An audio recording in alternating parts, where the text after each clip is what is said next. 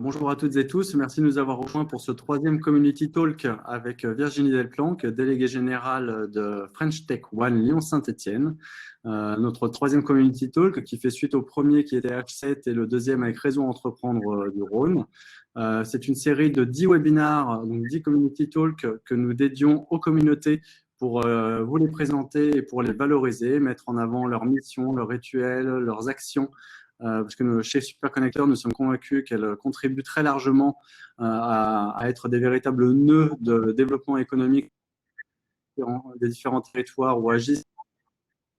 Et tout cela, bien sûr, en vue d'un lancement d'une nouvelle application Superconnecteur qui arrivera à la mi-juillet.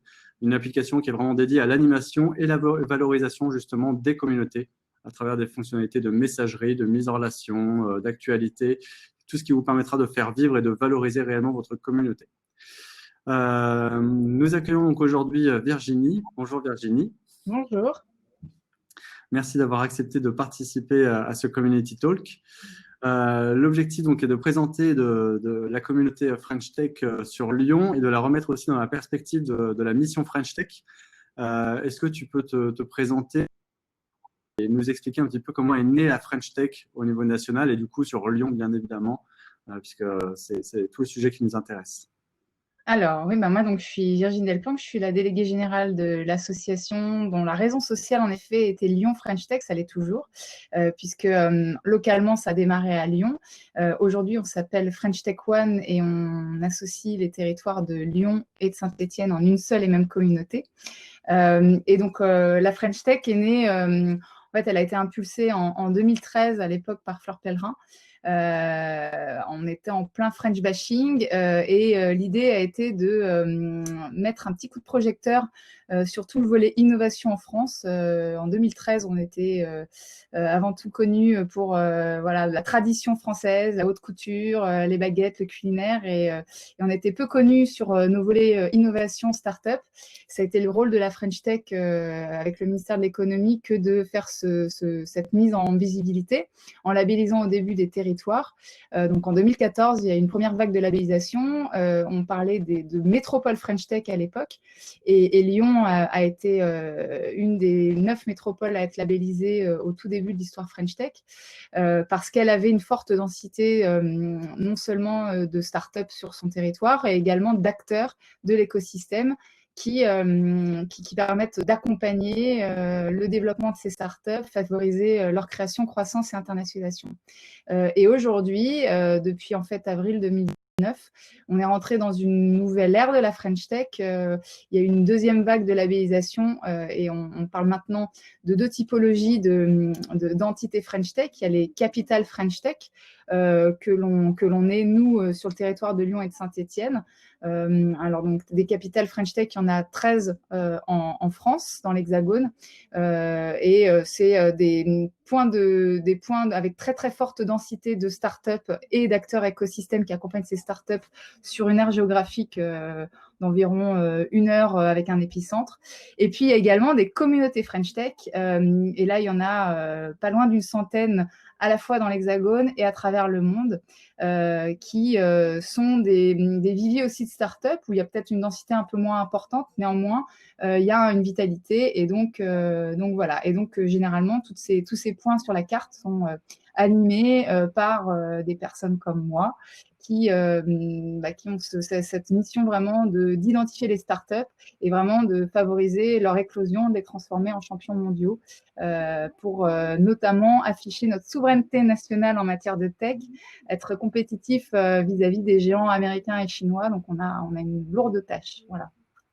Et alors, comment est née French Tech sur le territoire de Lyon en 2013 ? Alors, il est né. Alors, le projet a été impulsé, vu qu'on parlait de métropole French Tech, c'était le projet. Il y a généralement eu en fer de lance les collectivités locales qui étaient les métropoles institutionnelles qui ont pris le flambeau et qui ont essayé de fédérer les acteurs qui accompagnaient les startups au niveau local. Donc, c'est ce qu'a fait à l'époque la métropole de Lyon en mettant autour de la table des acteurs alors, qui étaient très variés, hein, qui pouvaient être aussi bien des incubateurs, des accélérateurs, des grands groupes, des pôles de compétitivité, des associations professionnelles et aussi, bien entendu, les startups elles-mêmes. Et donc, les mettre autour de la table pour qu'ils apprennent déjà à mieux se connaître, à savoir qui faisait quoi et à mieux travailler ensemble, puisque French Tech, c'est avant tout une démarche d'intelligence collective et collaborative. Donc, faire une unité, bien se fédérer pour mieux accélérer et rayonner à l'international. Et donc, au début, c'était une quinzaine d'acteurs. Enfin, très clairement, il y a eu 16 acteurs qui ont été membres fondateurs de notre association. L'association est née le 20 mai 2015. Et donc, ouais, j'en ai été la première salariée, du coup. Et donc, petit à petit, sur les 5 années qui se sont écoulées, eh bien, la communauté s'est agrandie, non seulement au niveau de Lyon, et puis depuis l'an dernier, avec l'implication des acteurs stéphanois. Donc aujourd'hui, on est une communauté élargie, mais soudée, d'où le mot French Tech One. On fait une alliance, on ne fait qu'un pour ensemble aller conquérir de nouveaux territoires français et internationaux sur le volet startup. Est-ce que tu pourrais nous présenter la mission de French Tech One? Alors, la mission de French Tech One, c'est la même que celle de la French Tech de manière générale. Hein. Le mission statement, en quelques mots, c'est favoriser la création, croissance et internationalisation des startups françaises, enfin locales en l'occurrence, pour en faire des champions mondiaux. Et donc, nous, à French Tech One, on s'inscrit dans cette trame, puisqu'on est labellisé par le ministère de l'économie pour accomplir cette mission. Et en fait, nous, on est allé un petit peu plus loin, puisque en fait, depuis 2018, on a obtenu une démarche, un agrément fiscal, on est reconnu d'intérêt général. Et on s'est dit qu'en faisant grandir les startups, en fait, notre objectif, c'est pas que de faire, c'est vraiment de faire grandir la communauté dans son ensemble, en mettant les startups d'un côté avec les acteurs de l'écosystème ensemble. Eh bien, on se tire vers le haut, on s'accompagne mutuellement, on s'enrichit et on réussit à créer de la valeur sur le territoire.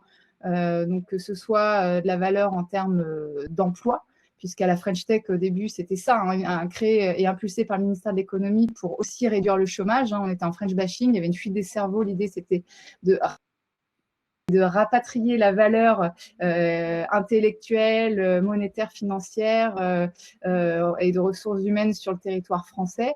Et donc, nous, on a vraiment cette volonté, avec l'ensemble des acteurs, de vraiment créer cette valeur pour l'ensemble des acteurs qui la composent. Donc, tous nos livrables sont d'intérêt général. On ne fait pas de prestation de service pour des grands groupes qui veulent être mis en relation avec des startups de manière dédiée. On pense tous nos livrables pour qu'ils servent l'ensemble de la communauté et chacun y trouve son compte. Alors, quand on parle de communauté, qui sont les membres de la French Tech? Est-ce que c'est des startups? Eh bien non, du coup, non, c'est tout l'intérêt de se dire on va mettre ensemble des startups, soit c'est le cœur de cible de la French Tech, mais les startups seraient rien sans l'écosystème.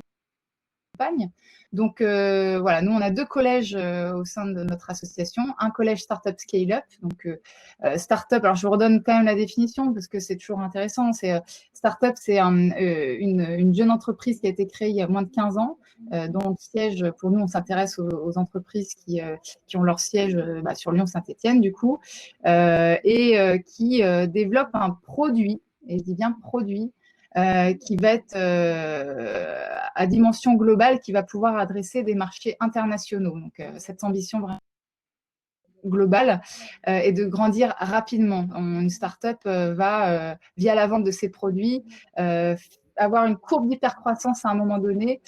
C'est le schéma qu'on observe dans toutes les startups. Et ça peut être aussi bien des produits digitaux, donc on parle d'éditeurs de logiciels, que des produits en santé, ça peut être des biotech, des medtech, que des produits industriels, des nouvelles surfaces, quelles qu'elles soient, qui peuvent être appliquées, par exemple, à des industries aéronautiques, automobiles, en food également, hein, dans tout cas agroalimentaire. Donc, on est vraiment cross-sectoriel.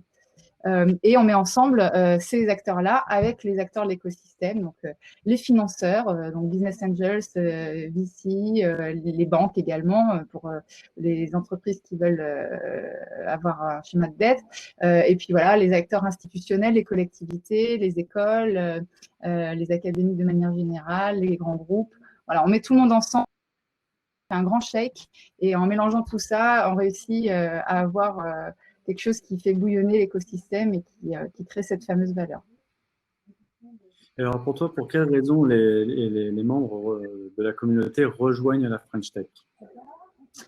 En fait, on est dans une période, et on s'en rend compte notamment avec le Covid, où il faut faire preuve d'agilité, de résilience, d'agilité. On ne peut plus être dans des schémas où on fait des plans de développement stratégiques sur du trop long terme. Il faut savoir inclure de la donnée qu'on n'a pas, et les startups démontrent qu'elles sont dans ce schéma-là, elles sont disruptives, elles savent qu'elles peuvent être disruptées par des compétiteurs du jour au lendemain. Et donc, il y a ce schéma d'adaptabilité. Et donc, souvent, les acteurs écosystèmes souhaitent en fait se frotter à cet univers de start-up pour eux aussi se réinventer. Différents exemples, notamment des grands groupes qui nous accompagnent depuis longtemps, que ce soit un grand groupe comme Michelin qui veut être à la pointe de l'innovation et qui travaille avec des startups, ou voilà, des acteurs comme Orange, comme CIC, des incubateurs qui sont là pour aider. Donc voilà, c'est toujours essayer de se réinventer en ayant des regards croisés et en prenant en compte différentes perspectives pour mieux innover, mieux s'adapter à l'environnement dans lequel on vit. Et selon toi, donc, qui a été la première salariée justement à contribuer à créer les fondations de la French Tech, quel est le rôle ou la mission du community builder, celui vraiment qui bâtit la communauté et qui va créer, on va dire, les racines de la communauté jusqu'à son développement. Et aujourd'hui, après 5 ans, c'est plusieurs centaines de membres de cette communauté. Quels sont pour toi les fondamentaux et quel est le rôle du community builder dans tout ça? Alors, le premier rôle, c'est déjà de mettre, c'est de fédérer, mais au-delà de ça, il y a un gros travail de vulgarisation, de communication. Il faut savoir comprendre l'ensemble des interlocuteurs, et un académique ne va pas forcément avoir le même schéma intellectuel ou autre qu'une start-up. Il n'y a pas parfois les mêmes temporalités, les mêmes contraintes. Donc, le rôle du community builder, ça va être de faire ce rôle de catalyseur et de médiateur pour que les acteurs apprennent à se connaître, à se comprendre, et dans un schéma de mise en relation, puissent trouver à s'apporter mutuellement. Donc, c'est vraiment ça, c'est connecter pour créer ensemble et pour se réinventer ensemble. Donc, ouais, rôle de fédération, de communication avant tout. Et est-ce que parce que tout ça, du coup, tu ne l'as pas forcément développé toute seule, tu as été accompagné par une belle équipe aujourd'hui qui était plutôt bien staffée. Je vois qu'il y a encore une annonce d'ailleurs de recherche de stage. Et à côté, il y a toute une organisation entre les collèges start-up, le collège écosystème, ça fait pas mal de monde. Est-ce que tu peux nous présenter un petit peu les personnes avec qui justement tu travailles au quotidien, entre la partie, on va dire, organisation de l'association, puisque maintenant c'est une association, et la partie équipe vraiment de permanent au quotidien?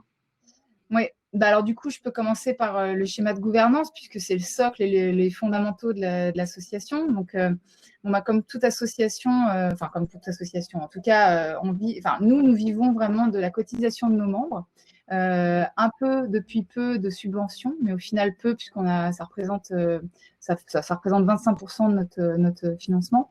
Et donc, l'ensemble de nos adhérents constitue notre assemblée générale, qui se réunit une fois par an pour voter les rapports moraux financiers de l'association, qu'on peut retrouver là sur notre site avec notre rapport d'activité. Et puis pour élire, du coup, véritablement de gouvernance stratégique, qui est le conseil d'administration, qui chez nous se compose de 20 membres. Donc on a 10 sièges sur le collège Startup Scale-up et 10 au sein du collège acteurs de l'écosystème. Et donc, c'est ce conseil d'administration qui véritablement crée la feuille de route de l'association, sa visée stratégique.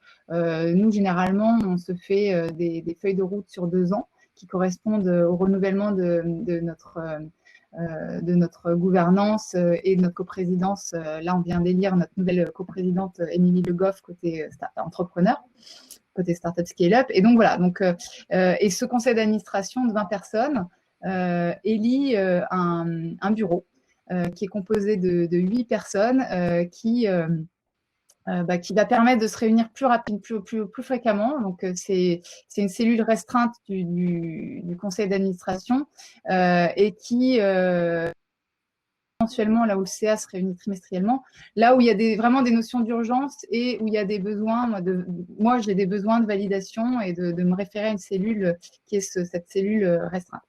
Voilà, donc ça c'est la gouvernance. Et ce que je dois préciser, c'est qu'en fait, on parle de 20 votants au sein du CA et 8 au sein du bureau. Et en fait, on a tout dédoublé. Chez nous, on fonctionne de manière générale en binôme. On aime bien le côté équilibre. Et l'équilibre, on le retrouve où on a un volet start-up avec ce collège et un collège écosystème. Donc, les deux se répondent et travaillent ensemble en ping-pong. Et puis, tout est dédoublé, c'est-à-dire que, en fait, quand je dis il y a 20 sièges au sein du CA, en fait, il y a 40 personnes. Parce qu'on veut avoir aussi des binômes hommes-femmes. On ne veut pas qu'il y ait de biais, on va dire, genrés dans les prises de décision. On se rend compte que, malheureusement, dans le domaine de la tech, il y a une surreprésentation d'hommes. Et il y a aussi une surreprésentation d'une certaine population de la société française. Nous, on essaye vraiment pour avoir des vrais regards croisés, un équilibrage dans nos prises de décision stratégiques, d'avoir des binômes hommes-femmes. Donc voilà, au total, ça fait un conseil d'administration finalement de 40 personnes et un bureau de 16, donc on a tout dédoublé. Et donc ça, c'est vraiment le socle de l'association. Et l'Assemblée générale rassemble en fait un grand nombre, puisqu'on a à peu près, on fédère environ 800 startups et dont environ une petite centaine de scale-up qui peuvent adhérer à l'asso. Et puis nous, on est les permanents. Donc moi, je fais partie de la cellule permanente. Donc on est 4 salariés aujourd'hui et on fonctionne aussi avec des stagiaires. Donc on peut arriver en général à 6-7 personnes dans le bureau à H7. Et donc nous, on est l'organe vraiment opérationnel. On délivre la feuille de route. On essaye d'apporter le niveau de livrable le plus qualitatif possible. On a des métriques et donc on mesure tout ce qu'on fait et on rend des comptes à notre CA. Voilà. Donc au total, ça fait une belle communauté d'hommes et femmes qui se réunissent très régulièrement pour mener nos projets. Et alors, selon toi, quels sont les fondamentaux pour créer et fidéliser cette communauté sur le long terme? Alors en fait, on s'appelle French Tech, mais au fond du fond, ce qu'il faut garder à l'esprit, c'est que la tech est au service de l'humain et que il est important pour qu'une communauté fonctionne, je pense, de créer ce lien aussi physique et de rassembler, de mettre autour de la table. C'est pas juste c'est pas juste une expression, mais c'est véritablement rassembler les gens. Et pour qu'ils puissent vraiment co-construire et voilà, se faire grandir mutuellement. Donc nous, on organise une cellule de rassemblement. Donc je disais d'abord, il y a nos conseils d'administration, donc il y a toutes ces personnes que j'évoquais. J'ai pas parlé, il y a aussi une cellule qui est une cellule, on appelle ça la cellule de bienveillance, qui est un advisory board. On est dans une démarche d'inclusion et on dit qu'il ne faut pas se priver en fait de faire venir des experts, quels qu'ils soient ou quels qu'elles soient. Donc, on a rajouté à tout notre collectif jusqu'à 30 personnes qui peuvent venir participer à notre conseil d'administration qu'on fait trimestriellement et qui, au final, tu l'as vécu, puisque tu es dedans, Damien, rassemble bien souvent 60 à 70 personnes de manière trimestrielle.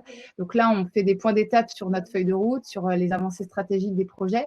On a donc nos bureaux aussi qui se réunissent mensuellement. On a des meet-up qu'on organise là, voilà, qui rassemblent sur des thématiques spécifiques, généralement des thématiques, alors qu'elles soient EdTech, HRTech, MedTech, etc. Donc, on a des réunions de rassemblement des startups et d'écosystèmes sur ces volets-là. Et également, on les réunit, ces acteurs-là, sur des enjeux globaux de la French Tech. Il y a 3 axes globaux de la French Tech depuis l'an dernier. Les 3 axes que l'on a, c'est Deep Tech, faire en sorte qu'il y ait plus de startups qui ont des vrais leviers technologiques, des vraies barrières à l'entrée qui font qu'elles ont un avantage compétitif par rapport à d'autres concurrents, qu'ils soient nationaux ou internationaux. Donc, favoriser le lien entre les startups et le monde de la recherche pour qu'il y ait vraiment des gros leviers technologiques. L'autre enjeu, le deuxième, c'est hypercroissance. Comme je l'ai dit, une startup, elle va forcément connaître à un moment dans ses 15 premières années d'existence une phase d'hypercroissance où pendant quelques années, il va falloir l'accompagner dans cette phase critique. Donc, on est là pour ça. Également, tout ce qui est tech for good. C'est de se dire, c'est bien beau de faire de la tech, mais il faut aussi que la tech, elle soit avant tout au service de l'humain commun, si possible, réduction des impacts écologiques, accès à la santé, accès à l'éducation, accès à tous ces fondamentaux, à la nutrition. Et donc, voilà, on essaye de mettre du sens dans la communauté à travers ça. Donc, on les réunit, ces startups, autour de ces enjeux de manière très régulière. Au total, on a environ une petite centaine d'événements que l'on produit, coproduit et de projets qui viennent fédérer cette communauté. Alors, cette communauté, une fois qu'ils vous connaissent et qu'ils ont envie de vous rejoindre, comment font-ils? Comment font les membres pour adhérer à la communauté, sachant qu'il y a différentes typologies de membres? Donc, comment est-ce qu'on peut rejoindre si on est un grand compte, une start-up, un incubateur ou un accélérateur? Comment on fait pour se rapprocher de vous et pour adhérer? Alors, donc, on est parti du constat. Donc, déjà, on va partir sur le collège Startup Scale-up, puis après, je parlerai du collège acteur d'écosystème. Donc, bon, une startup, par définition, elle recherche aussi de son modèle économique. Alors, quand elle est en phase de scale-up, elle l'a déjà plus ou moins trouvé parce qu'elle a déjà un chiffre d'affaires qui croît de manière conséquente. Mais au tout début, elle vivote. Et donc, on ne fait pas payer les startups.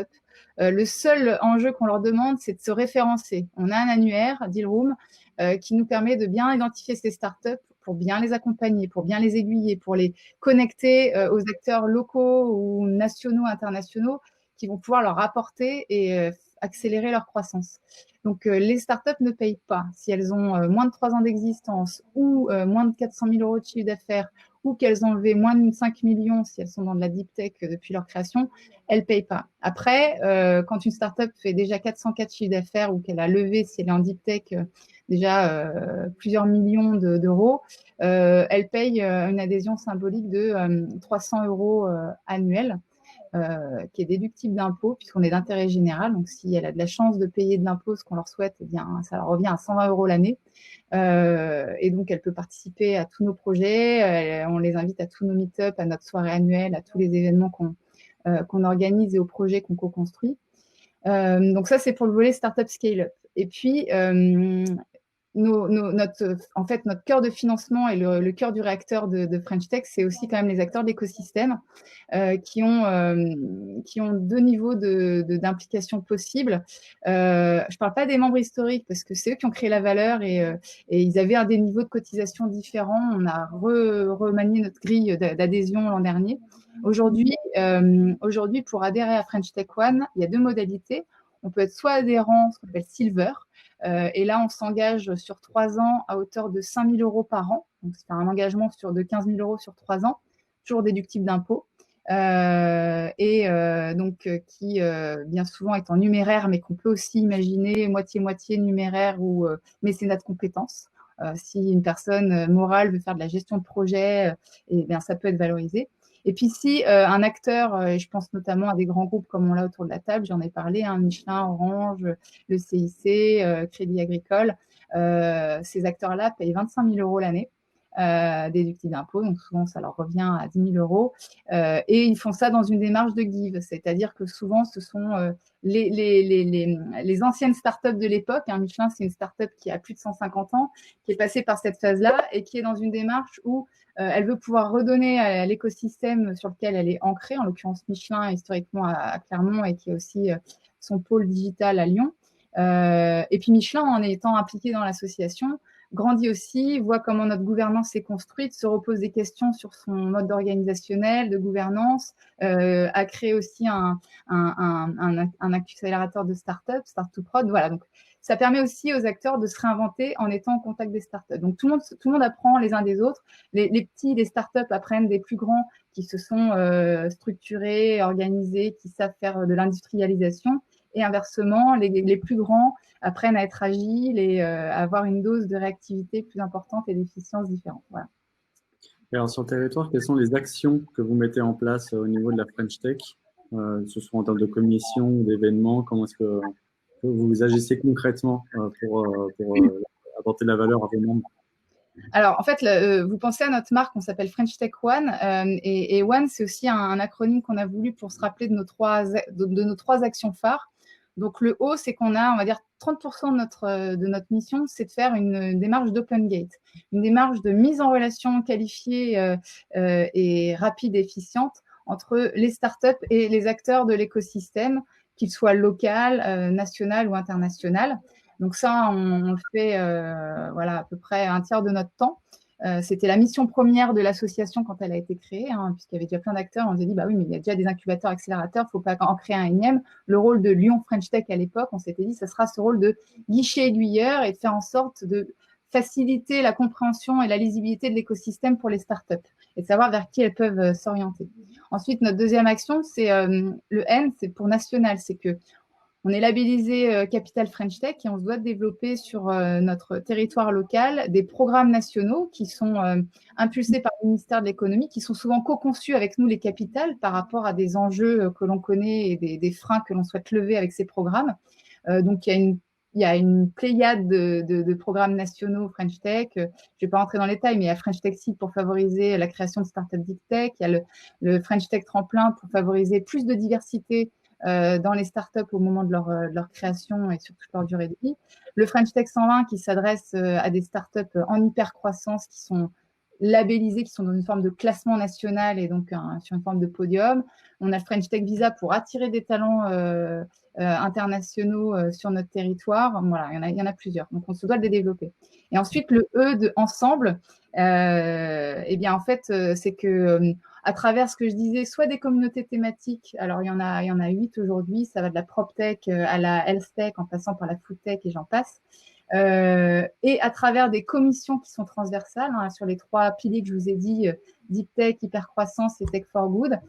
On met autour de la table des acteurs, donc souvent on réunit par une dizaine, quinzaine d'acteurs qui vont identifier les manques qu'il y a sur des volets sectoriels verticaux, au contraire des manques qu'il y a pour favoriser plus de deep tech ou de sens dans les startups. Eh bien, on va co-construire des actions d'intérêt général. Voilà. Et donc, on mesure ces livrables. Je peux expliquer, on mesure tout ce qu'on fait. Donc, ces 3 missions, on a des métriques et on analyse quels sont leurs impacts. Voilà. Et sur Lyon, en termes d'action, enfin Lyon et Saint-Etienne, en termes d'action, ce ne sont pas que des actions qui sont, entre guillemets, impulsées par la mission French Tech à Paris. Il peut aussi y avoir des actions qui proviennent directement de Lyon et pourquoi pas qui peuvent influencer Paris. Complètement, en fait, on est dans une démarche de, j'ai envie de dire, le must, enfin, ce qu'on doit faire vraiment de la mission, c'est déployer les programmes nationaux, donc ça, on le fait, mais le E de ensemble, c'est avant tout, on est en prise avec le territoire local, il y a des choses qui sont impulsées par le terrain, et c'est tout l'intérêt, c'est d'impulser, et voire même si on se dit qu'il y a peut-être un intérêt à ce qu'un plus grand nombre de communautés capitales le déploient. On est dans le dialogue avec nos homologues un peu partout en France et dans le monde pour voir s'il y a de l'intérêt à vraiment faire un effet de levier en le déployant sur les territoires. Mais en tout cas, on est avant tout à l'écoute des acteurs de l'écosystème en premier lieu qui estiment qu'il y a peut-être des trous dans la raquette et on vient là pour les combler. Et soit d'ailleurs on porte, nous, French Tech One, les actions, soit on décide en effet qu'il y a un trou dans la raquette, mais si on identifie qu'il y a un acteur sur le territoire qui est le plus à même de porter ce projet, généralement on va le voir, on dialogue et on fait parfois de l'excubation de projet en fait. Hein. Je prends un exemple, il y a une fondation qu'on a aidé à créer qui s'appelle Elle Digital. On avait identifié dès 2015 qu'il y avait un problème et qu'il y avait une surreprésentation d'hommes dans la tech. Et on s'est dit, bon, bah, commençons par le volet numérique. Il faudrait qu'on ait plus de femmes déjà dans le digital. Comme on peut faire. Et on a mis autour de la table, et on s'est mis autour de la table avec d'autres structures, les pionnières. Il y avait vraiment une quinzaine d'acteurs, Boustino à l'époque. On s'est rassemblés en se disant, bah, il faut créer une structure. Et ça a donné la fondation Elle Digital, qui est sous égide de la Fondation pour l'Université de Lyon. voilà, c'est devenu une fondation un peu grâce à French Tech One, qui avait la fondation pour l'Université de Lyon dans son board. Et donc, en parlant de ça, voilà, ça a pu faire naître une structure qui aujourd'hui vient remplir une mission importante pour rééquilibrer la donne en termes de ressources humaines et de talents dans les startups. Alors tout à l'heure, justement, tu parlais de ensemble. Ça tombe bien parce que justement, Bruno nous pose une question. Quelle collaboration avec les autres French Tech? J'imagine autres French Tech aussi bien au niveau régional que international, qui est d'ailleurs le thème justement de notre Community Talk.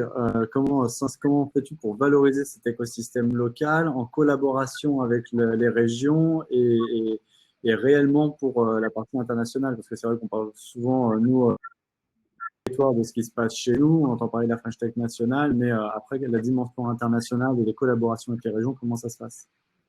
Alors, déjà, si je fais, donc c'est vrai que là, je viens de parler beaucoup du territoire local. Comment on agit avec le territoire national? Déjà, on a des séminaires nationaux en présentiel ou en visio avec les autres capitales French Tech, qui sont hebdomadaires en visio et qui sont à peu près tous les 2 mois en présentiel.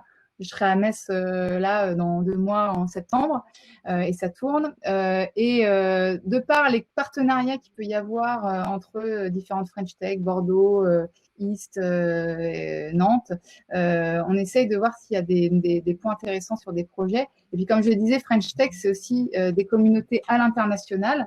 Il y en a environ une 50aine et donc qui mappent l'ensemble du globe puisque ça va de San Francisco, Boston, en passant par Abidjan, Shenzhen. Donc, il y a un gros maillage sur l'ensemble du globe. Et on est en communication. Donc, ça, c'est grâce à la mission French Tech et on a une base de données de contact. Et donc, on peut créer des projets à dimension internationale. Donc, nous, par exemple, à French Tech One, l'an dernier, on a créé un maillage tripartite, on va dire, enfin quadripartite même. On avait déjà un projet qui était pour le coup né à Lyon, qui s'appelait Big Booster, un projet qui est un programme d'accélération qui s'adresse à du relativement early stage, mais qui permet pour des boîtes qui ont déjà fait leur proof of concept et qui se projettent vers le marché américain de pouvoir faire une passerelle entre Lyon et Boston. Donc, c'est un programme qui s'adresse à une centaine de startups qui peuvent candidater du monde entier. Et nous, on s'est dit à French Tech One, on était déjà partenaire de Big Booster, et on s'est dit, on a eu des dialogues intéressants avec French Tech Dublin et Cracovie, et on a créé avec Big Booster une brique où on a fait un schéma croisé apprenant. Donc, on a fait venir des startups de Dublin, de Cracovie, à Big Booster. Pendant une semaine, elles ont été accélérées, elles ont vécu l'expérience lyonnaise et avec le câblage East Coast. Donc, elles ont pu bénéficier de ce programme-là. Et nous, on va envoyer prochainement des startups lyonnaises et stéphanoises sur ces territoires-là. Donc, parce qu'on se dit que la French Tech, il faut absolument, ça c'est fondamental, hein, c'est born local, grow global. Il faut absolument rapidement penser son marché sur l'ensemble du globe. Les clients sont partout, doivent être partout. En tout cas, c'est l'ambition des startups, ça doit l'être. Et donc, on fait en sorte vraiment de mailler au maximum les territoires French Tech dans le monde avec nous pour faciliter ce qu'on appelle du soft landing quand elles doivent atterrir. Et aussi, on veut attirer des talents. Donc, voilà, on crée des effets de ping-pong et de croisement. Voilà, c'est pour donner un exemple parmi d'autres. Quels sont les différents outils que vous utilisez pour animer la communauté, soit en interne, soit avec les membres de la communauté en externe? Alors, donc des outils, on en a pas mal. On vient de recruter Catherine Vable en tant que DGA et vu qu'on bosse en plus avec des startups qui souvent font très bien une chose, mais ne sont pas les couteaux suisses qu'on peut connaître des grands groupes qui se sont diversifiés et qui font beaucoup. Donc, on a beaucoup d'outils. Donc, si je reprends notre schéma One, par exemple, pour mesurer toute notre dimension d'Open Gate et la qualité de nos mises en relation et surtout la conversion qu'elles créent, est-ce qu'elles permettent de créer du recrutement, du business, des partenariats on utilise Super Connector. Je crois qu'on a été un des bêta-testeurs l'application, on a aidé à peut-être faire un peu évoluer les choses et on l'utilise depuis que vous l'avez lancé. Et pour nous, c'est un outil ultra performant parce que toutes les mises en relation sont ultra rapides à faire. Le système est monitoré, donc on peut avoir accès à son tableau de bord pour vraiment avoir une vision exhaustive des mises en relation qu'on a pu effectuer sur une période donnée. Et surtout, il y a un mécanisme en fait de sondage automatique auprès des personnes que l'on a mises en relation pour savoir sur du court, moyen, long terme s'il y a eu si en fait la mise en relation a fructué et a permis de créer de la valeur, cette fameuse valeur dont on parlait. Donc ça, c'est pour la notion d'Open Gate. Après, sur les outils qu'on utilise pour mesurer la qualité du déploiement de nos programmes nationaux French Tech sur notre territoire, eh bien, on utilise toujours des enquêtes de satisfaction croisées. Alors, auprès des lauréats, des les startups bien souvent, mais aussi auprès des autres parties prenantes, auprès des incubateurs labellisés French Tech lorsqu'elles accompagnent des startups labellisées, auprès également des parrains, des marraines, des mentors qui sont impliqués dans le process, auprès de l'écosystème, je pense à Pouce Atlas, qui est un consortium pour le programme French Tech Seed, qui s'adresse aux startups deep tech. Enfin, voilà, on sonde les parties prenantes pour savoir si vraiment il y a de la satisfaction et s'il y a de l'évolution. Donc, on monitore toujours à travers des schémas de questionnaires. On utilise des Typeform ou autres outils de questionnaires. Pour créer ce lien aussi permanent, on utilise, alors là, encore plus qu'avant, des schémas de visio. Donc là, on est en train continu de tester des schémas français comme du Livestorm ou du Global pour savoir ce qu'on va utiliser. Mais en tout cas, oui, on utilise beaucoup les schémas de visio, live chat. On utilise aussi tout un volet de réseaux sociaux. Ça peut être du LinkedIn, du Facebook, du Twitter, du Slack que je mets aussi en réseau social pour garder ce lien permanent avec les membres de notre communauté et répondre à leurs questions. Et puis, comme je disais, on utilise comme outil aussi du présentiel puisque la tech ne remplacera pas l'humain et on veut faire se rencontrer les gens. Donc, je disais, il y a à peu près environ 80 projets que l'on crée, qui se produisent grâce à des réunions de collaboration, de coordination, des meet-up, notre soirée annuelle. Donc, voilà, on utilise une panoplie d'outils de mesure des actions. Alors, quels sont du coup les KPI justement que vous scorez ou vous utilisez pour évaluer la satisfaction des gens, le ROI de votre activité? Eh bien, alors les KPI, donc en ce qui concerne le volet Open Gate, là, c'est vraiment notre Net Promoter Score. Donc là, pareil, le faire automatiquement en sondant le niveau de satisfaction et de recommandations qu'elle ferait de French Tech auprès de tiers. Donc là, on est content. On a un super Net Promoter Score sur l'an dernier. On a fait 68 Net Promoter Score. Donc, on va essayer d'augmenter si on peut, mais en tout cas de rester à ce niveau-là pour l'an prochain. En termes de déploiement de programmes nationaux, généralement, quand il y a des programmes nationaux, il y a des enquêtes de satisfaction et des enquêtes sur des conversions, création de valeur qui se font sur l'ensemble du territoire. Donc, on a des métriques nationales.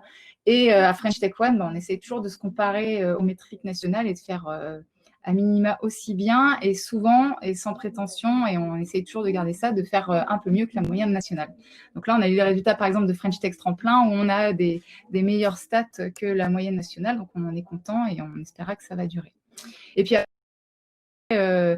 actions que l'on mène de manière collaborative. Donc, là, je peux donner des exemples concrets. Par exemple, sur la commission hypercroissance, en début d'année, French Tech One, nous avons fait partir 6 startups, des scale-up pour le coup, sur le salon IPEM, qui est un grand salon européen d'investisseurs qui rassemble des venture capitalistes sur le volet européen.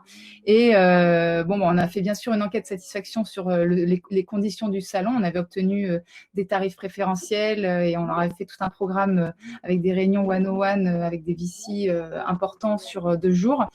Donc, on a fait bien sûr une enquête de satisfaction juste après. Mais on ne se contente pas de ça. Sur du moyen-long terme, on fait des enquêtes pour savoir s'il y a eu de la conversion. Là, en l'occurrence, on voulait envoyer des boîtes qui allaient lever à minima 8-10 millions, enfin, c'était leur objectif.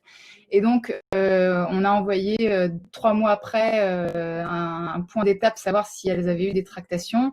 On sait qu'une levée de fonds, ça peut prendre parfois 6 à 18 mois. Donc, on va continuer ces démarches de sondage pour voir si on a permis de favoriser des objectifs de levée de fonds qui étaient l'objectif de ce salon, par exemple. Donc, voilà, on fait toujours l'analyse au plus près déjà, on chiffre toujours, on formalise nos objectifs en amont pour ensuite savoir si, oui ou non, on a réussi à les atteindre. On est vraiment en mode entrepreneurial et on essaye d'être efficient dans tout ce qu'on fait, donc on mesure ce qu'on fait. Quels sont les rituels? On sait que souvent les communautés vivent par leurs rituels événementiels qui permettent de créer des liens dans la communauté. Quels sont pour vous les rituels que vous organisez? Alors, je ne suis pas sûre d'avoir bien compris la question, c'est un peu coupé. Quels sont les rituels qu'on organise auprès de nos adhérents, c'est ça? Événementiel. Ouais, alors je disais, en fait, dans nos communautés thématiques, donc il y en a 8 aujourd'hui qui fonctionnent très bien. Il y a à minima 4 meet-up par an qui sont gratuits, qui sont organisés par ces communautés thématiques. Bon, donc toi, Damien, tu connais bien le schéma puisque tu co-leads la communauté HR Tech.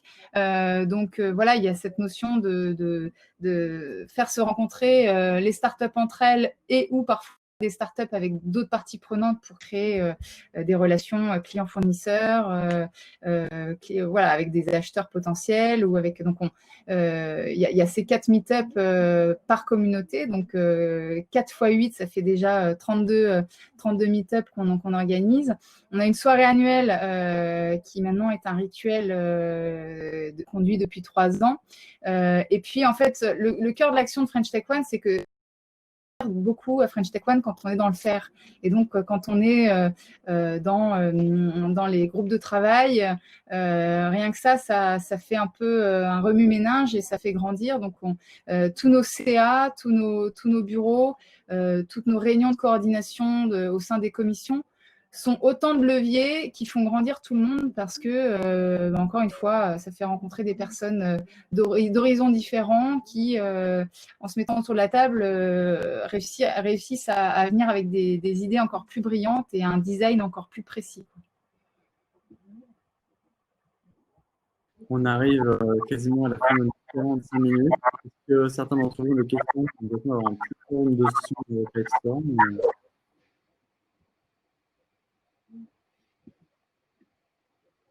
N'hésitez pas si vous avez des questions de dernière minute, si vous pouvez ajouter un petit mot de la fin.